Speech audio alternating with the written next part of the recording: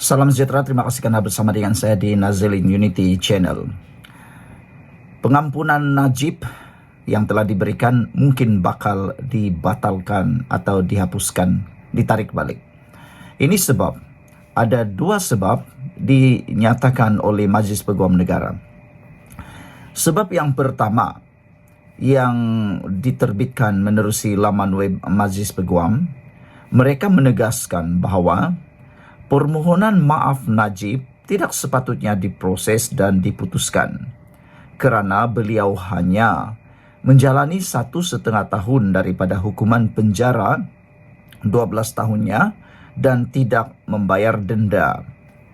Selain daripada itu, Majlis Peguam Negara juga menganggap lembaga pengampunan bertindak ultra virus ataupun melebihi artikel 42 Perlembagaan Persekutuan apabila memutuskan untuk mengurangkan tempoh penjara Najib daripada RM 210 juta kepada 50 juta dan hukuman 12 tahun penjara kepada 6 tahun penjara.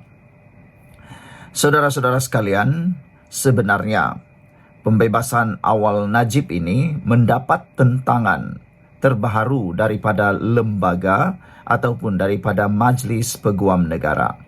Majlis Peguam mengesorkan dan mengesahkan bahawa mereka akan membuat semakan terhadap keputusan pengampunan Najib itu. Mereka mahu mencabar kesahihan pengampunan Najib. Dan yang lebih mengejutkan kita ialah seramai 239 ahli daripada Majlis Peguam ini telah pun dibuat undian. Hanya 238 menyokong tetapi satu sahaja yang menentang. Siapakah yang menentang itu? Dijangka yang menentang itu adalah Peguam Najib sendiri. Kerana kemarin ketika kita membacakan artikel daripada sebuah portal berita, salah seorang ahli kepada Majlis Peguam Negara ini ialah Safi Abdullah, iaitu Peguam Najib. Menjadi persoalan ialah adakah beliau satu-satunya yang menentang cadangan terbabit? Ialah takkanlah dia pula sokong bosnya disiasat semula, bukan bosnya ditarik balik pengampunannya. Betul kan? Logiknya beliau tidak akan menyokong.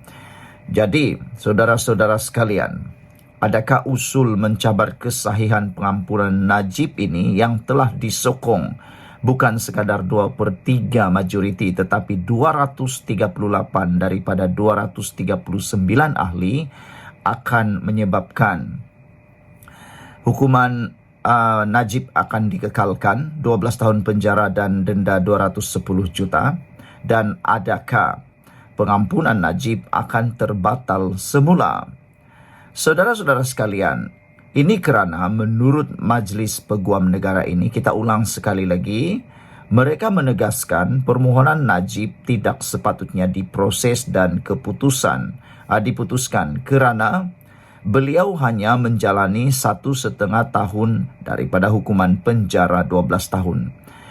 Menurut convention, menurut kebiasaannya iaitu convention, seseorang yang ingin memohon pengampunan biasanya mereka yang telah pun menjalani 2/3 daripada hukuman penjaranya di penjara.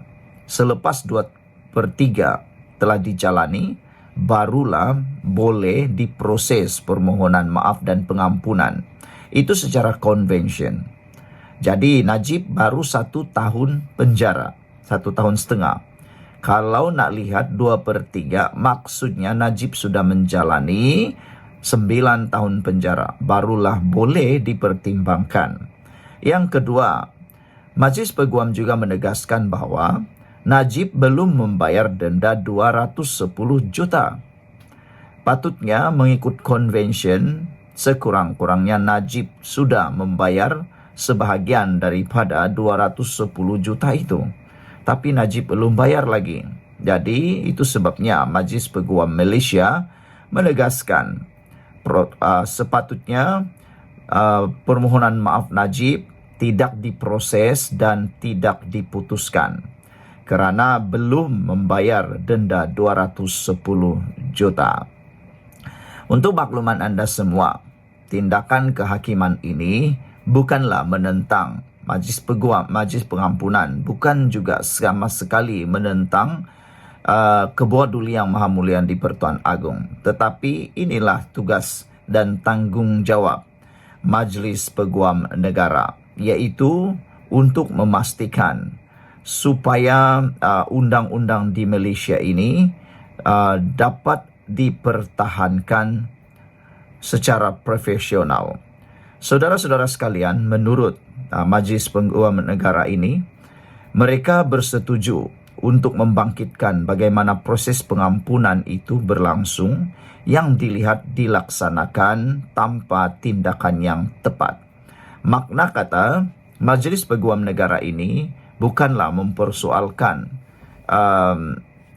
kuasa budi bicara yang di-Pertuan Agong, tetapi mereka mahu melihat tindakan yang kurang tepat itu, yang tidak tepat itu perlu diperbaiki. Majoriti ahli Majlis Peguam menyokong usul yang dibentangkan hari ini kerana kata mereka menjadi tanggungjawab mereka, iaitu Majlis Peguam, untuk memfailkan semakan terhadap langkah pengampunan itu.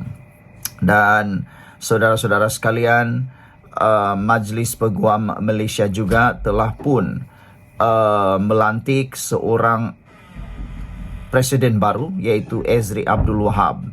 Saudara-saudara sekalian, mengulas lanjut, Ezri berkata, Majlis Peguam bersetuju untuk membangkitkan bagaimana proses pengampunan itu berlangsung yang dilihat dilaksanakan tanpa tindakan yang tepat.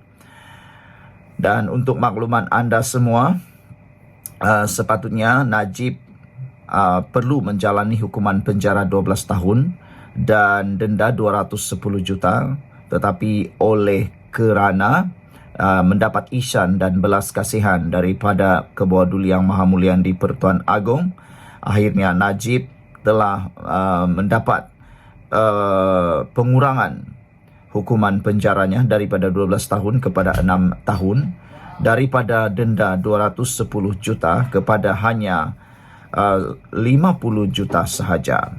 Sekian dulu untuk kali ini. Jangan lupa tinggalkan komen anda, tekan butang subscribe dan share video ini. Kita jumpa lagi. Bye-bye.